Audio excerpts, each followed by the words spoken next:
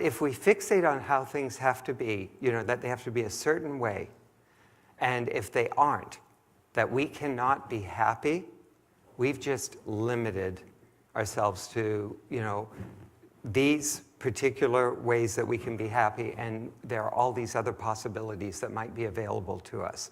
I would put it out to you this way. What sounds like a better way to set yourself up to being happy in life?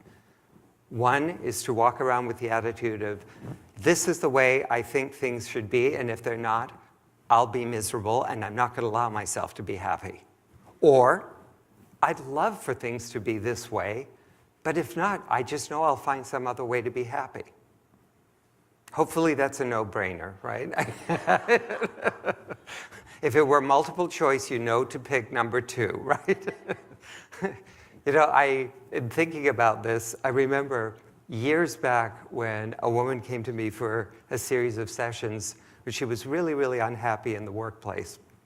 And much of her unhappiness was around the fact that the man she worked for, her boss, was just an incredibly grumpy human being. And as she said, it is just so unpleasant to be in his energy. But I really like the work, so I can't leave this job. And, he just makes it intolerable. So are we hearing a few limiting beliefs here? Number one, she was saying that his attitude ruined her work experience. So it was blame and an expectation for him to be a certain way, for her to be happy.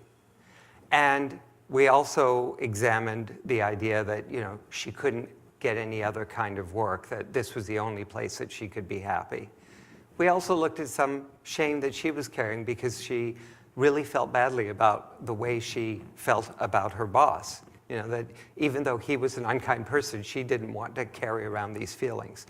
But we worked with the different ideas of, there could be any other number of jobs where she could be happy, and also the idea of, if she was saying her boss had to be a certain way, that she had an expectation of how he had to be happy, that wasn't she maybe giving up her power to someone else? And the thing I remember that she kept saying that helped her the most, we have the chant, God is my source. And she found chanting that over and over again, and then telling herself, this job is not my source, this boss is not my source, God is my source. And working with that constantly. I was really, really interested. I thought, which way is this going to play out? Is she going to get the new job? Is the boss going to change? What's going to happen here? Well, interestingly enough, what happened is she didn't go for another job. The boss didn't change. But gradually, over time, she realized she didn't need to have this kind of reaction. It was his grumpiness. And probably what made it easier is that he wasn't necessarily just directing everything at her. He was just grumpy with everyone. It was just the way he seemed to be. And I saw over a period of months, how this had less and less power, where gradually it was about, I have to tell you what his latest thing was today. It was like this story that was suddenly amusing. And I remember one day she even said, bless his heart. Do you know what he did today? And it was very sincere, bless his heart.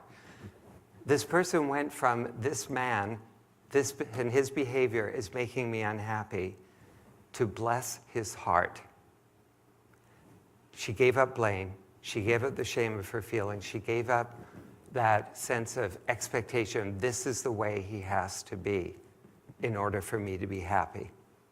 So these are the kinds of shifts. These are the kinds of things that we can release and lighten our load if we do the work in consciousness. Now, there are any number of other mind patterns that I could examine that I think weigh us down in life, but that would feel like an excessive amount to cover in one night. But I think if we just were to revisit our lives today and look at where are we rehashing the past and blaming others for situations and for any unhappiness we're experiencing, where are we holding on to shame or regret about things that we've done? Where are we telling ourselves that things have to be a certain way for us to be happy? If we could examine those and work on releasing them and remind ourselves that our true nature of God in us is bigger than all of these situations and can create good out of any situation that we're in, I think we'll find that our life becomes a lot lighter and that we make room for a lot more joy, a lot more love, a lot more fulfillment, a lot more abundance.